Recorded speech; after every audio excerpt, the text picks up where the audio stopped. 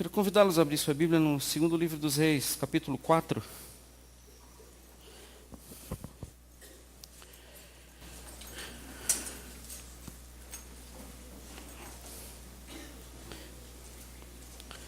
Contei essa história aqui uma vez, aliás, algumas vezes, e para algumas pessoas em particular, outras tantas, e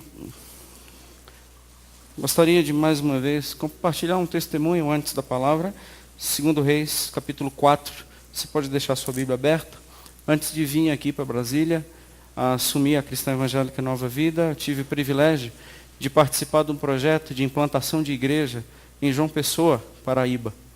E passamos lá quase 4 anos naquele projeto de implantação, começar a igreja do zero, do nada, e apenas a nossa igreja passou um período com 3 membros, né? O pastor não conta, então era Solange, Roger e Priscila.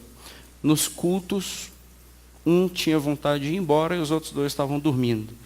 Então, situações bem difíceis, períodos bem áridos, e muita procura da vontade do Senhor para a minha vida naquele período em João Pessoa. Alguns milagres me acompanharam naquela jornada ali na capital paraibana. Uma delas, eu sempre trago isso no coração como louvor ao Senhor e, ao mesmo tempo, reconhecimento de homens que se deixam ser usados pelo Senhor da maneira que somente espiritualmente somos capazes de entender, né? Uma pessoa chamada Isis, ela foi muito fundamental no nosso ministério, lá em João Pessoa. E ela era professora de teclado. Ela foi a primeira professora de teclado do Roger, por exemplo. E seria muito bom se ela até estivesse ouvindo isso, né?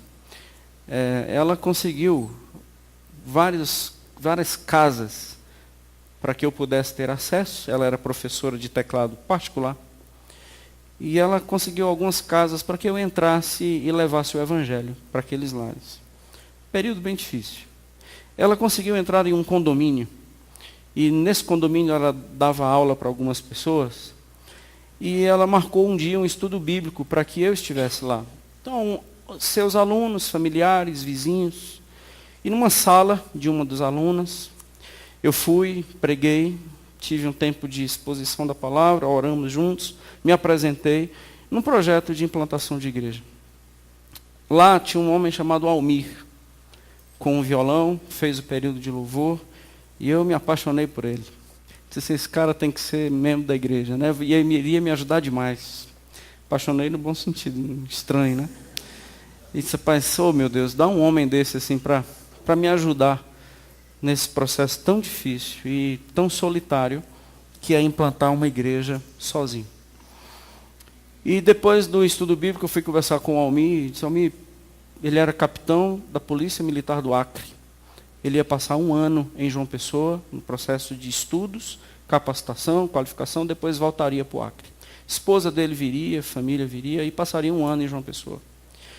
E aí eu falei para ele, cara, passa esse ano comigo, vamos implantar a igreja juntos, trabalha comigo. Quase chorando, né?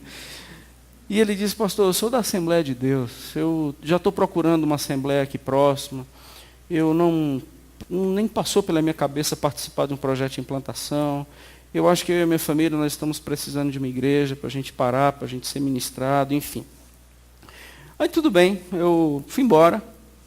Vai entender, naquele período, poucas pessoas estavam comigo, salvo Isis, Manuel, amigos do coração, mas só, sem muito o que fazer e tendo esses estudos bíblicos pessoalmente com quem abria as portas. Aí era o jornaleiro, o açougueiro, o frentista, era o homem da imobiliária, e assim eu ia falando do evangelho no meio da rua e para muitas pessoas que eu não conhecia. Certo dia, eu fui deixar a Solange e os meninos no shopping, eu não gosto de shopping, e fui deixá-los voltar para casa, quando estivesse pronto, me ligava e eu ia buscar. Nesse dia eu deixei no shopping, voltei para casa. João Pessoa foi um período muito difícil, mais uma vez eu falo, período mesmo onde a depressão foi conhecida por mim, né? E nesse dia, ao deixá-los no shopping, voltando para casa, eu disse ao Senhor, eu vou ficar perto da minha família, E eu voltei para o shopping. Esperei ela me ligar. Quando ela me ligasse, eu já estava no shopping mesmo, não seria problema. E eu fui numa loja lá, não vou dizer qual é, mas é da América. E nós estávamos olhando algumas coisas. E quando eu vi o Almir olhou para mim e disse: pastor, não acredito que o senhor está aqui. E eu assustei, eu disse: ué, Deus falou comigo, pastor. Deus falou comigo e confirmou no meu coração que eu tenho que estar com você nesse projeto de implantação de igrejas. Até no meu último dia aqui em João Pessoa, eu vou estar com você. Você vai me deixar no aeroporto para voltar para a minha terra, para o Acre. Mas até lá eu vou trabalhar ao teu lado. Então, quase que eu dou um beijo nele e... Esse cara... Eu não sabia o que fazer, chorando. E... Aqui é minha esposa, chamou a esposa, mostrou o filho, ela estava grávida. Tirou a mão do bolso, pôs a mão no bolso, tirou um envelope e disse: aqui está aqui o nosso primeiro dízimo da igreja, o meu e da minha esposa. Tem uns meses acumulados, mas eu quero que está aqui o dízimo, que a gente comece o trabalho aqui nessa igreja.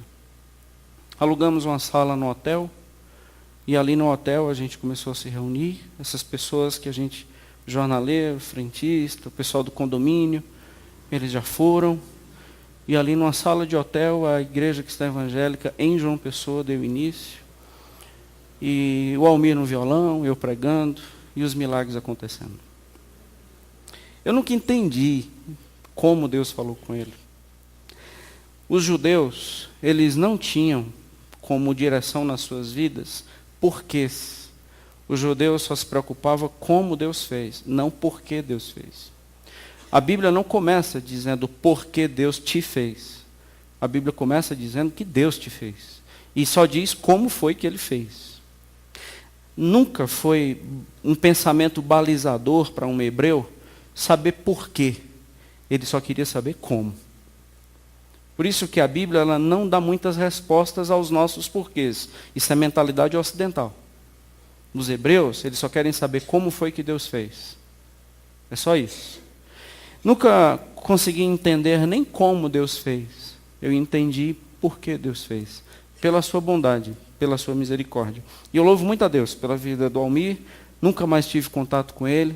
Trocamos de cidade, não consegui mais contato com esse homem. Eu sei que um dia, lá na glória, nós nos encontraremos, né? E veremos os frutos que o Senhor fez e realizou pela sua graça, pela sua misericórdia, através das nossas vidas. E eu quero lhe convidar hoje à noite a ser Clédsons, a ser Almir, a ser você, a sermos um campo de milagre, onde Deus quer trabalhar. E eu convido você a pensar nisso. Deus, eu quero ser um campo de milagre. Não somente receptor de milagre, não somente receber o milagre, não somente ser o beneficiário do milagre, mas ser um agente de milagre. A Bíblia, meus irmãos, é verdade, mas bem-aventurado é dar do que receber. Mais bem-aventurado é ser o agente do milagre do que receber o milagre. E eu, nesse campo, seja receptores ou seja agentes, quero convidar a vocês hoje à noite para meditarmos num ambiente de milagre hoje à noite. 2 Reis, capítulo 4. Certa mulher das mulheres dos discípulos dos profetas clamou a Eliseu, dizendo: meu marido, teu servo, morreu. E tu sabes que ele temia ao Senhor. É chegado o credor para levar os meus 2 filhos para lhe serem escravos. Eliseu lhe perguntou: o que hei de fazer? Dize-me, o que tens em casa? Ela respondeu: tua serva não tem nada em casa, senão uma botija de azeite. Então ele disse: pede emprestadas vasilhas a todos os teus vizinhos, vasilhas vazias, não poucas. Então entra e fecha a porta sobre ti e sobre os teus filhos, e deita o teu azeite em todas aquelas vasilhas. Põe a parte a que estiver cheia. Partiu, pois, dele, e fechou a porta sobre si e sobre os seus filhos. Estes lhe chegavam as vasilhas e elas enchia. Cheias as vasilhas, disse ela a um dos filhos: chega-me aqui mais uma vasilha. Mas ela respondeu: não há mais. Mas ele respondeu: não há mais vasilha nenhuma. e o azeite parou. Então foi ela e fez saber ao homem de Deus. Ele disse: vai, vende o azeite, paga a tua dívida, e tu e teus filhos vivei do resto. Vamos para o capítulo 6. Também do verso 1 ao 7. Disseram os discípulos dos profetas a Eliseu: eis que o lugar em que habitamos contigo é estreito demais para nós. Vamos até o Jordão, tomemos de lá cada um de nós uma viga, e construamos um lugar em que habitemos. Respondeu ele: ide. Disse um: serve-te de ires com os teus servos. E ele tornou: eu irei. E foi com eles. Chegado ao Jordão, cortaram madeira. Sucedeu que enquanto um deles derribava um tronco, o machado caiu na água. Ele gritou e disse: ai, meu senhor, porque era emprestado. Perguntou o homem de Deus: onde caiu? Mostrou-lhe o lugar, e então Eliseu cortou um pau e lançou-o ali e fez flutuar o ferro. E disse: levanta-o. Estendeu ele a mão e o tomou. Que Deus nos abençoe. Na última vez que eu preguei aqui na igreja, acho que está com uns 2 domingos atrás, acho que os irmãos lembram, capítulo 4, do verso 38 ao 41, esse foi o texto que nós pregamos, quando a morte foi retirada da panela. Então, falamos até de farinha, o pessoal do Nordeste aí se sentiu bem prestigiado, né? Texto que falou de farinha. Então, a farinha que retirou o mal da panela. Agora nós estamos falando de um azeite, vasilhas vazias, e agora estamos falando de um galho, um pau lançado numa água. Os milagres iniciais na vida de Eliseu me chamam muito a atenção. Os milagres na vida de um homem que começou um trabalho em substituição a Elias. Um homem que tinha muitos desafios pela frente, um período muito difícil, uma época muito adversa. E Deus ia realizando milagres na vida de Eliseu, mas principalmente fazendo com que Eliseu vivenciasse ambientes de milagre. E essa é a proposta hoje à noite. Não é simplesmente entendermos o milagre pelo milagre. Sabe, irmãos, existem atos da fala, não sei quem já estudou sobre isso, mas atos da fala é algo maior e algo mais profundo do que aquilo que está escrito. Por exemplo, quando o Senhor disse: amarás, pois, o teu próximo, isso é muito mais profundo do que amar o próximo. Porque o que implica isso? Até onde isso vai? O que significa amar? Quanto isso custa? Pagaremos um preço até quanto? O que significa amar o meu próximo? Então, os atos da fala falam muito mais do que a própria fala. Então, é muito mais um milagre do que o próprio milagre. O ambiente do milagre, aquilo que Deus revela, aquilo que Deus faz, aquilo que Deus é muito maior do que o próprio ato em si e o que foi feito. Por isso que quando nós lemos milagres, e esses aqui 2, suponho, são bem familiares de vocês, vocês já ouviram muitas mensagens sobre eles, eles são exatamente a palavra do Senhor, inesgotável. Porque o que está por trás da letra é muito maior do que a própria letra. É fiel à letra, é fiel ao texto, mas é inesgotável. Nesse ambiente de milagres, querer ser um agente de milagre, receber um milagre, viver esse Deus de milagre, eu preciso saber, em primeiro lugar, quais são os meus fracassos e admiti-los. Eu preciso reconhecer que eu não consigo. Eu preciso admitir, em primeiro lugar, que eu perdi. Ambientes de milagres, esse ambiente onde o Senhor age, é num ambiente, a terra fértil, aquela terra que vai dar fruto, é a terra que admite que fracassou. Perdi, foi cortar um tronco, e junto com o tronco foi uma coisa de muito valor. Eliseu, meu marido morreu. Eliseu, o que eu tenho em casa é dívida. E para o contexto da época, os filhos, sim, eles eram recebidos como pagamento de dívida, porque eles seriam como escravos. Eliseu, os meus filhos vão ser perdidos como escravos. Além da dor da viuvez, eu ficarei agora uma mãe sem seus filhos. Admitir que a minha situação chegou no fundo de um poço, que eu não tenho de onde sair. Sabe por que nós demoramos muito a sair do fundo do poço das nossas vidas? Porque a gente não admite que nós estamos no fundo do poço. Não, a gente não vai dar um jeito. Não, eu ainda tenho como. Mas você tem como? Como? O Senhor queria agir de uma forma poderosa, milagrosa, nos trazer para um ambiente de milagres. Mas admita, você perdeu. Você intencionou algo, não deu certo. O projeto era bacana, não deu certo. Tem perdas e perdas significativas. E se eu te perguntar o que é que você tem dentro da sua casa, você não tem nada. Você expõe algo que não é verdadeiro.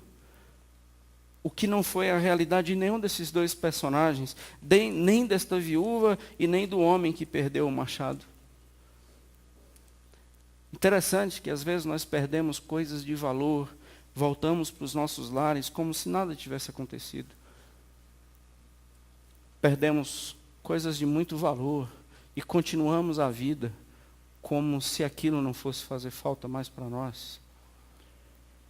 Tanto esse homem clama, o ai é pronunciado. Ai, senti a dor da perda. Perdi a moral, perdi o amor, perdi a alegria, perdi o respeito pelos meus pais, eu perdi a minha palavra, eu perdi a honra. Perdi. Interessante como admitir fracassos é algo que não é fácil, mas é algo que é cristão. Não sei se eu vou estar certo, irmãos, nisso que eu vou falar. Me perdoem caso você não concorde, mas é algo que eu penso. Lembra daquele homem que carregou a cruz de Cristo? Aquele homem, ele era um africano. Cirene era uma cidade norte da África, beirando Tunísia atual por ali. Aquele homem veio com seus servos para Jerusalém para a festa da Páscoa. O texto fala que aquele homem passando, ele foi obrigado a carregar a cruz de Cristo. Não foi um homem que se compadeceu por Jesus e carregou a cruz de Jesus, não. Ele ia passando do nada, foi obrigado a carregar a cruz de Cristo. O foco não é ele, o foco é Cristo. Você não consegue carregar a cruz, Jesus te entende.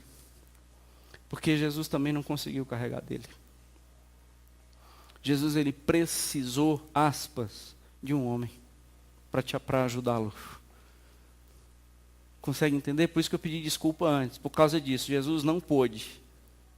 Mas o que eu penso é que o Senhor, completamente humano, e sem forças, e absolutamente espancado, arrancado dele qualquer capacidade de andar, ele não conseguiu carregar a cruz. Ele foi crucificado nela, mas ele não conseguiu carregar. Alguém carregou por ele. Então eu fico pensando, Senhor, às vezes a cruz, ela está tão pesada que parece que eu não vou conseguir carregar. A resposta de Jesus, eu sei o que você está sentindo. Eu te entendo. Eu te entendo, porque eu não te chamei para você ter performance. Eu te chamei para você ter um relacionamento comigo. Não há o fortão que carrega a cruz todos os dias. Existem aqueles que vão precisar dos anônimos. Sempre Deus tem um Simão para colocar nas nossas caminhadas, nas nossas vidas. Jesus, por que eu digo que admitir fracasso e admitir dor, admitir perda é cristão? Porque Jesus, se nós pegarmos em Marcos 14, o Senhor vai dizer assim, a minha alma está profundamente triste. Jesus reconhecendo que a alegria tinha ido embora. A minha alma está profundamente triste. E o que ele fala? Exatamente, orem por mim. Então, por isso que eu fico pensando, bom, se Jesus pediu oração, então não teria nenhuma dificuldade de entender que Jesus ele não pôde carregar a cruz, porque ali era 100% homem. Orar por mim, orem por mim. Meus irmãos, existem cristãos que dão conta de atravessar a vida sem pedir que os outros orem por ele. Assim, são cabra macho mesmo. Assim, não pede oração a ninguém, não. Não compartilha, não. Não avisa que está pedindo arrego. Não mostra as suas falhas. não mostra suas derrotas, não diz que perdeu o machado, não diz que a dívida agora vai consumir o seu lar e destroçar as suas emoções. Não fala nem que deve. Você está bem? Estou ótimo. Tem pessoas que têm uma estrutura, assim, possivelmente mais fortalecida do que a de Jesus. Porque o Senhor pediu oração. Não, eu não gosto de incomodar ninguém. Não, na verdade, nós não gostamos de expor as nossas fraquezas. Nós temos muita dificuldade em público dizer que nós fracassamos. Por isso que os testemunhos não são testemunhos de que, apesar da perda, os nossos testemunhos são sempre sucessos, são sempre vitórias e conquistas. E o povo diz, aleluia. Os nossos testemunhos não são testemunhos de, ao chegar aqui, dizer, irmãos, eu perdi tudo que eu tinha, mas Deus é fiel e bom. Os nossos testemunhos geralmente não, porque não dá muito ibope. Eliseu, meu marido morreu, ele era fiel a Deus. Então a gente já começa a pensar aqui que fidelidade ao Senhor não é garantia de não morrer. O ambiente de milagre é um ambiente, eu admito as minhas fraquezas. Eu não sei como Deus falou com Almir. Eu só sei que Deus entendeu que eu não ia conseguir sozinho. Eu não sei como foi que Deus confirmou isso no coração do Almir. Eu não sei o que aconteceu no meu coração para voltar para o shopping e me encontrar com ele nas lojas. Eu não sei como isso aconteceu. Eu só sei que aconteceu. Porque Deus é bom. E me conduziu com a sua mão de graça a um ambiente de milagre, dizendo, pronto, agora usufrua do Deus que eu sou. E é isso que Ele quer fazer por nós. Porque você admitiu, e eu vi as tuas lágrimas, que você não ia conseguir sozinho. E a tua preocupação não é ter sucesso. A tua preocupação é honrar o meu nome e fazer a minha vontade. Eu ouvi a tua oração. Eis o ambiente de milagre para que você possa usufruir. Segundo lugar, o ambiente de milagre é quando nós admitimos que não somente os nossos fracassos são reais, mas também como os nossos recursos são inexistentes. Ah, meus irmãos, Deus tinha tantos milagres para resolver nas nossas vidas, mas só que a gente usou o cartão de crédito. Porque se você usou o cartão, então isso não era um recurso que você poderia usar. Porque você se endividou, você não resolveu. E aquilo que você pensava que precisava, você não precisava, você queria. Porque você poderia muito bem ficar sem. A questão é que a gente se preocupa com o que os outros vão pensar, não com um ambiente de milagre o qual eu preciso vivenciar. Porque o ambiente de milagre está na escassez dos recursos, não na abundância dos recursos. Entende? São coisas que a gente precisa entender. Assim, por exemplo, abra um parêntese aí. Eu precisei de fé para casar com a Solange. Ela precisou demais. Mas eu precisei de fé para casar com a Solange. Então, mas depois que eu casei com a Solange, eu ainda preciso de fé? Eu preciso de fé para continuar casado com ela? Não, irmãos, eu preciso de amor. Porque daqui para frente eu tenho que amar, não preciso mais crer. A coisa já está resolvida. Enganei a menina. Ela agora vai ter que me amar também. Ela não precisa mais de fé. Porque o ato já está consumado. Eu preciso agora amar. Esse ambiente de recurso, eu preciso agora identificar que eu não tenho. Quando eu identifico que eu não tenho mais recurso, eu não preciso mais me virar para encontrar jeito. Eu só preciso agora entender que eu não tenho mais para onde ir. E eu agora dependo do meu Senhor. Eu continuo fazendo o que eu tenho que fazer. Mas resolver aquilo que você está precisando, e você está orando, e você está dizendo, Deus, eu preciso de um milagre. Eu só quero te convidar hoje a esse ambiente, dizendo que agora você precisa de outra coisa. Não é tanto só admitir você que não tem a possibilidade de saída, que você tenha seus fracassos, mas eu estou te convidando a admitir que você também não tem recursos. Não tem jeito. Vamos orar bem muito para que essas coisas se resolvam. Bom, a oração faz parte. A oração ela não pode ser removida do ambiente de milagre, mas não é somente a oração, e a gente vai ver aqui para frente. Eu vou entender que eu não tenho nada em casa. A pergunta do profeta, o que você tem em casa? Isso nada. E sobre o machado, você tem condições de mergulhar, assim, confiando no teu tato, de pegar um machado? Eu disse, eu não consigo. E acreditando assim no teu fôlego, você não tem um pulmão forte? Você não é atleta? Então que tal assim você mergulhar lá no Jordão e sair catando o machado lá no fundo do rio? Você não é o aroeira, o cara que aguenta panca. Você não tem recursos? E você, minha irmã, você não acredita que sempre você é habilidosa para sair de qualquer enrascada? Mergulha no Jordão, confiando no teu pulmão e no teu tato. Traz o machado de volta. Porque assim como eu não tenho recursos dentro de casa, eu não tenho recursos dentro de mim. Esse é um ambiente de milagre. Os verbos aqui, eu acho curioso, os verbos do milagre. Um ambiente de milagre. Quais são os verbos? Os verbos estão: peça, encha, venda, pague e viva. Só é a ação. A oração faz parte, mas assim, o ambiente do milagre, nós estamos inseridos no milagre. Eu quero agora que você peça vasilhas, muitas vasilhas, encha as vasilhas, venda o azeite, pague suas contas, viva do resto. Entendeu o ambiente do milagre? Peça, encha, venda, pague e viva. O ambiente do milagre, ele é um convite para a ação. Pedi, dá-se-vos-á. Buscai, acharei. Batei, abri-se-vos-á. Se nós entendermos isso como dimensões desse ambiente, tem coisas que a gente pede e acontece. Tem coisas que a gente já tem que empreender um pouco mais de recursos. Nós temos que buscar. E tem outros que não é só pedir e buscar. A gente vai ter que bater. Essa mulher não estava sendo convidada para um ambiente nem de petições e nem de busca. Ela ia ter que bater nas portas dos vizinhos, pedindo: você tem uma vasilha vazia que possa me emprestar?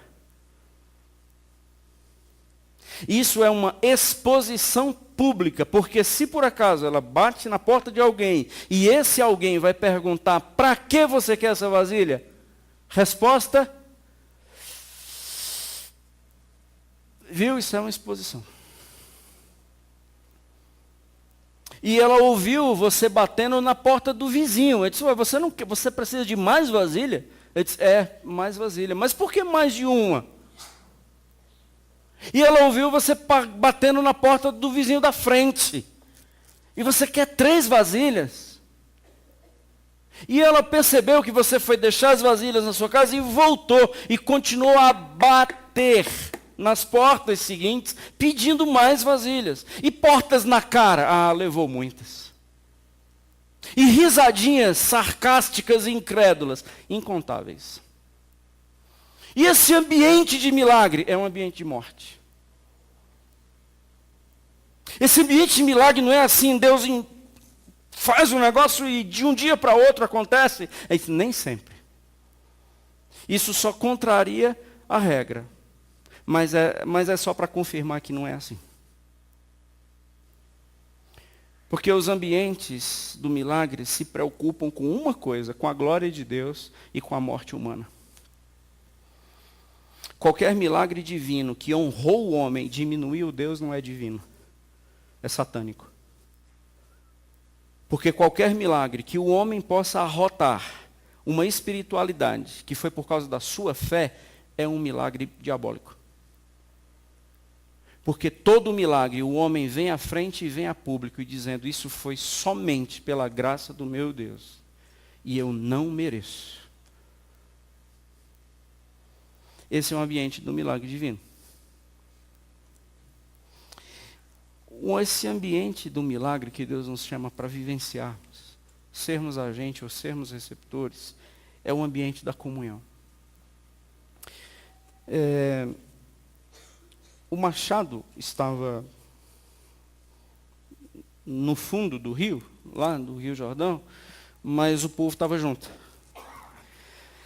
Eu entendo assim que nós cantamos coisas como nós cantamos aqui aqui no período de louvor, mas se isso não for verdade, e no fundo do meu coração, eu acredito que poucos podem cantar essa música, assim como aquela que eu recebi um novo coração do Pai, coração regenerado, totalmente transformado, sem qualquer falsidade. Assim, são cânticos que eu acho que não é o auditório que pode cantar legitimamente, é só quem vive isso. Porque senão isso passa a ser condenação pessoal. E passa a ser uma música sem sentido. Vocês concordam? Recebi um novo coração do Pai, coração regenerado. Somos corpo, assim bem ajustado, totalmente ligados. Nós cantamos aqui algo que é tão profundo, que se nós não vivenciarmos isso aqui, ele vai ser a nossa condenação. Porque vai ser pelo que você fala que você será condenado. Aleluia, irmãos? Porque se eu disser assim, a gente vai manter a comunhão aqui a qualquer preço, e se eu não fizer isso, acredite, vai ser pelo que eu cantei que eu vou ser condenado. Mas o que nós somos tendenciosos? Nós somos tendenciosos a dar uma olhada para uns 2, 3 que não vivem isso e dizer assim, olha quem está cantando ali. Então a nossa tendência é olhar para quem está cantando, nem quem não está cantando. Então esse é exatamente o ambiente fora de qualquer possibilidade de milagre. O ambiente de milagre é um ambiente que nós estamos juntos, como igreja, como corpo. Uma das grandes sacadas do diabo foi individualizar a igreja. E ele conseguiu e teve muito êxito. A igreja hoje é uma comunidade de eus, não um corpo. E uma comunidade de eus não pode ter Jesus por cabeça. Agora, quando é um corpo, tem Jesus por cabeça. Então o diabo deu uma grande sacada. Cada um aqui é um indivíduo e na sua individualidade tem a sua espiritualidade. Só vertical, não horizontal. Isso foi uma grande sacada. Porque o ambiente do milagre é o ambiente da comunhão. Lembra do salmista? Quão bom e quão suave é viver o povo em união. É como o óleo que desce pela barba do Arão e tal. E o texto diz, ali eu ordenarei as minhas bênçãos. Ali eu ordeno as minhas bênçãos. Onde? Onde há comunhão. Não aonde há o individualismo. Já falei isso aqui outras vezes e repito. A gente está aqui para dividir ou a gente está aqui para receber? O que vocês acham? A maioria das igrejas hoje estão lotadas de pessoas para quê? Para dividir ou receber? Receber. E você? Você está aqui para receber a sua bênção ou está aqui para ser uma bênção? Porque quando nós estamos aqui para receber a minha bênção, eu estou pensando em quem? Em mim. Quando eu estou aqui para ser bênção, eu estou pensando em quem? No outro. Aí vai arrancar pedaço de mim. E se não arrancar pedaço de mim, isso não é igreja cristã. Isso é um clube. Isso é um comitê, isso é uma gangue, alguma coisa, um partido. Mas não é igreja. Porque como hoje de manhã nós pegamos um pão e partimos os pedaços, representando Cristo, partido. O que vai acontecer com a igreja? Mesma coisa. Partir. Então nós não somos a galera da marmita, nós somos a galera do pão partido. Nós temos aqui um homem da comunidade dos discípulos que morreu. E é interessante que essa turma, a que ela vai pedir as vasilhas, elas vão querer as vasilhas devolvidas, concorda? Só que as vasilhas precisam ser devolvidas como, se está cheio de azeite? Ela vai ter que fazer o que com o azeite multiplicado? Vender. Para quem? Para o dono da vasilha que emprestou. Não é uma bênção? Então, você emprestou a vasilha. Lá vem a mulher com a vasilha sua para devolver, cheia de azeite. Então ela traz a sua vasilha e diz quanto é o azeite. Então você emprestou a vasilha e pagou pelo azeite. O que eu tenho descoberto? Já falei isso, repito, eu sei que eu estou sendo repetitivo, a gente vai ficando muito tempo na igreja e comete esses lapsos. Na igreja, não aqui não, porque a gente não passa por isso, mas na igreja em geral, nas igrejas, nas falhas, na nossa não. A gente não ajuda o férias para Jesus. Geralmente, a gente não põe a mão no bolso e ajuda. R$10. R$10 não dá. Ixi, não, difícil. Não, está caro. Agora, os adolescentes, os jovens, ou seja lá quem for, fez uma pizza. Estão vendendo pizza para o projeto de missões. A pizza custa R$10. Aí aparece os 10. Pegou a ideia? Eu não tenho R$10 para dar. Eu tenho R$10 para adquirir. Porque os 10 eu tenho, só que ele não está disponível para o reino. Ele está disponível para os meus interesses. Os 10 eu não dou, mas se for em troca de uma pizza eu dou. Não é porque eu preciso comer, é porque eu não tenho a disposição de dar. Porque, cá para nós, para essas vasilhas serem esvaziadas e devolvidas, só se vender o azeite. Quem é que vai comprar o azeite? A igreja. Então nós somos o povo que faz com que o óleo, o azeite, nunca pare de jorrar.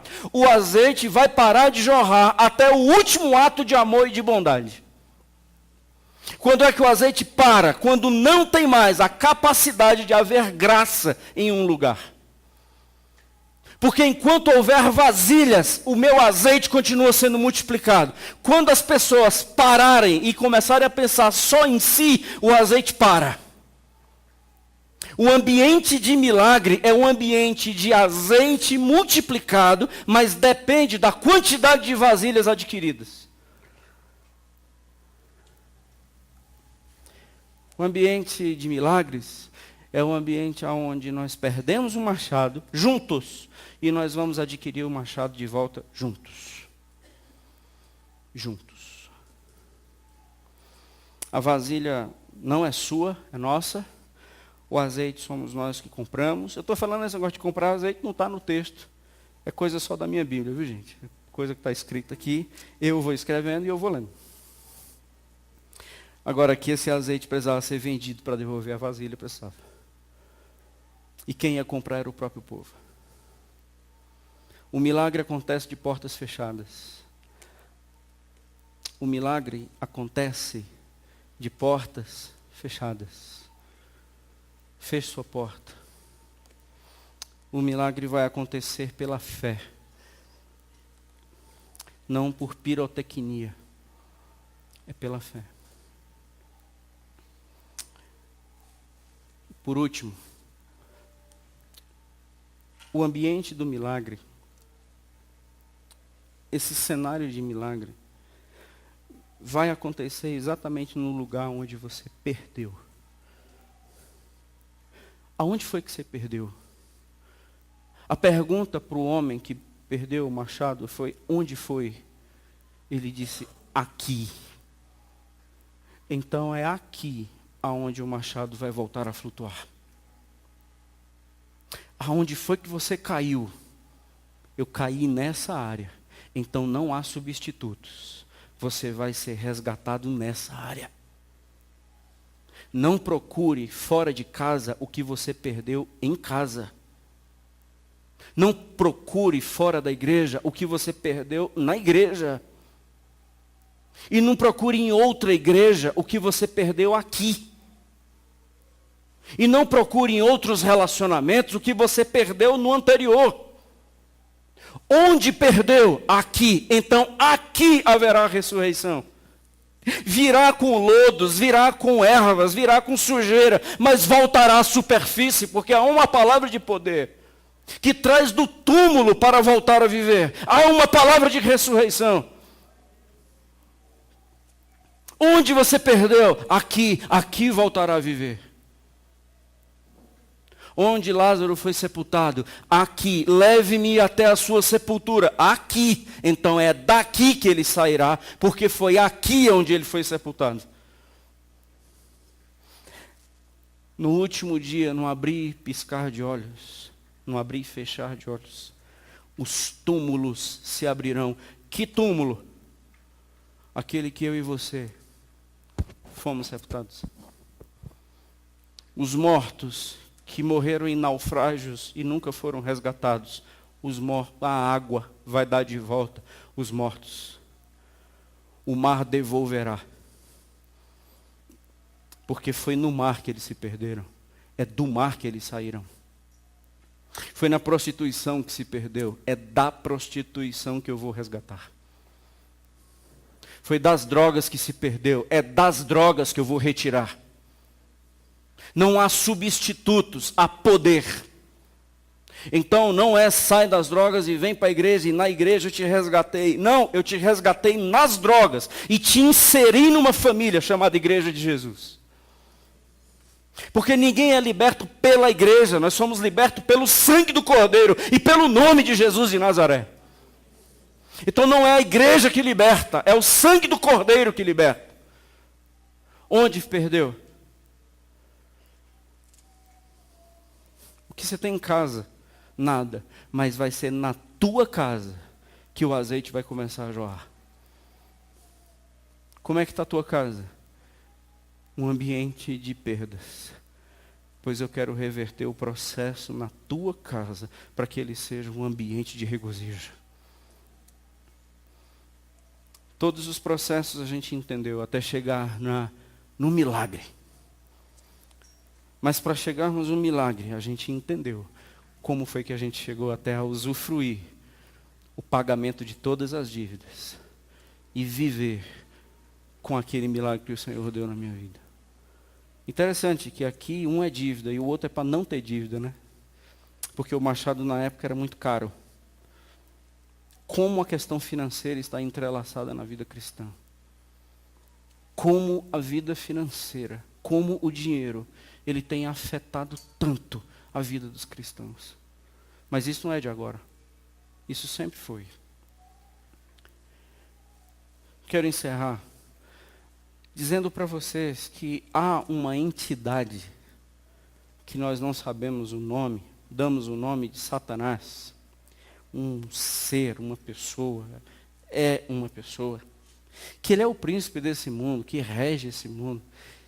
A nossa luta não é contra alguém, a nossa luta é exatamente contra ele, contra os dominadores desse mundo tenebroso, cujos valores e os princípios são completamente diferentes dos princípios da vida cristã. Não há acordo, não há como juntar. O ambiente de milagre, ele não existe quando nós não somos o povo dele. Quando o povo é dele, os milagres vão acontecer. Quando o povo ele é dúbio, tem dupla personalidade, então os milagres não acontecerão. É o povo entregue a si mesmo. Para que isso aconteça, por mais que aqui estejamos com questões financeiras envolvidas, nós temos uma postura diante de dinheiro, diante de conta, diante de lidar com grana, que nós precisamos voltar na nossa memória. Os irmãos estão comigo? E eu convido você a ir lá para Timóteo, para mais uma vez nós olharmos para esse texto. E está nesse texto também, falando sobre essa questão financeira, o ambiente de milagre. 1 Timóteo capítulo 6, a partir do versículo 3.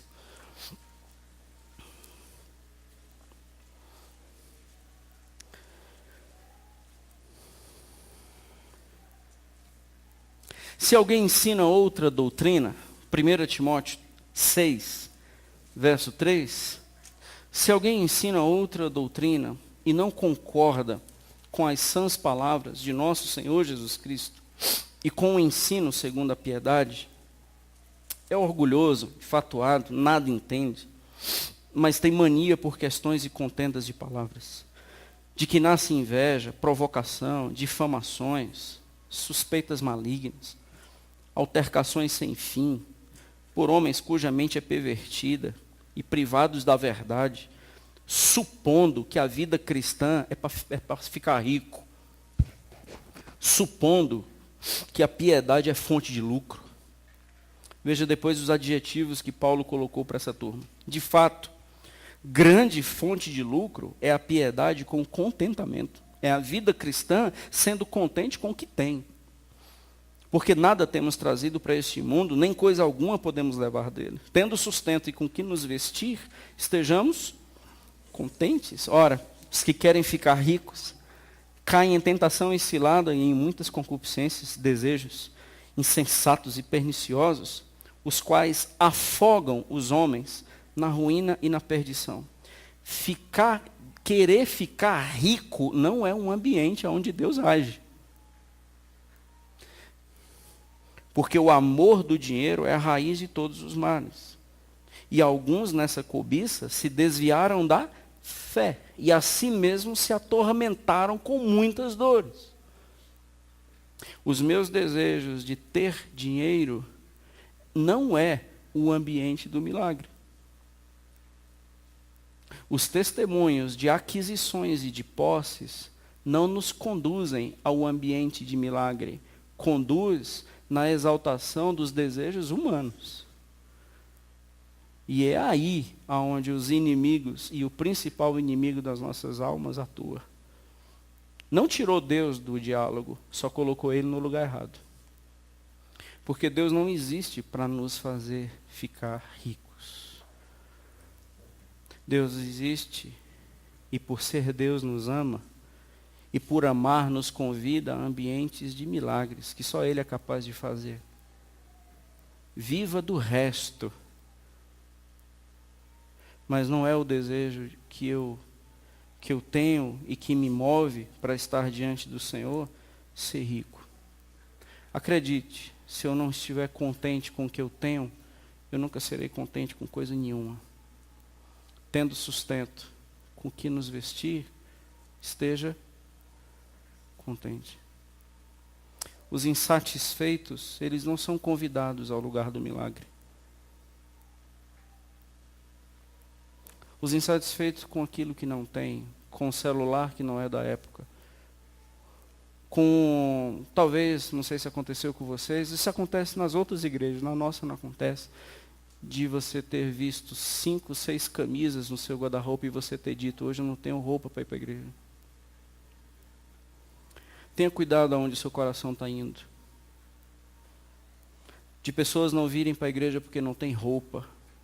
Não, mentira. É porque a gente não tem com que se exibir. A nossa preocupação é com a exibição, não é com a presença. Cuidado com os que querem ficar ricos, vão se desviar da fé. Porque Deus não está nesse ambiente. Na verdade, o ambiente é de perda. Perda total. PT. É ligarmos para o Senhor em oração e dizer, Deus, deu PT aqui. É só, que bom. Agora eu estou te convidando para um lugar de milagre. Eu vou cantar aqui, Senhor, restitui, eu quero de volta o que é meu. Ele diz, canta para você ver o que você vai ter. Porque o que é teu que eu tirei? Na verdade, o que você acha que é teu? Me fala alguma coisa que é tua e eu peguei. Me diz, dá um nome de alguma coisa que tu acha que é teu, que eu peguei e eu tenho que te devolver. Fala, qualquer coisa. Se até o oxigênio que você tem é meu. Os que não são ricos. Verso 11 ao 16. Homem de Deus,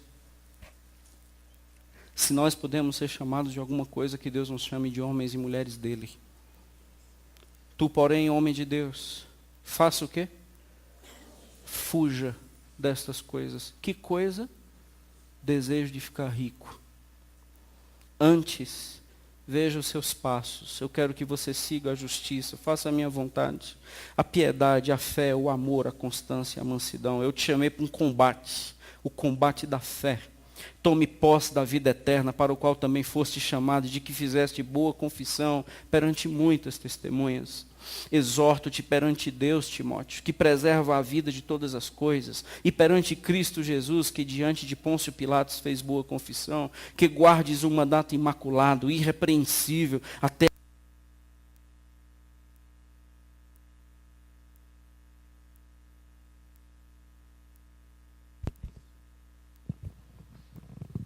até a manifestação do nosso Senhor Jesus Cristo, a qual em épocas determinadas há de ser revelada pelo bendito e único, soberano, o Rei dos reis e Senhor dos senhores, o único que possui imortalidade, que habita em luz inacessível, a quem homem algum jamais viu, nem é capaz de ver.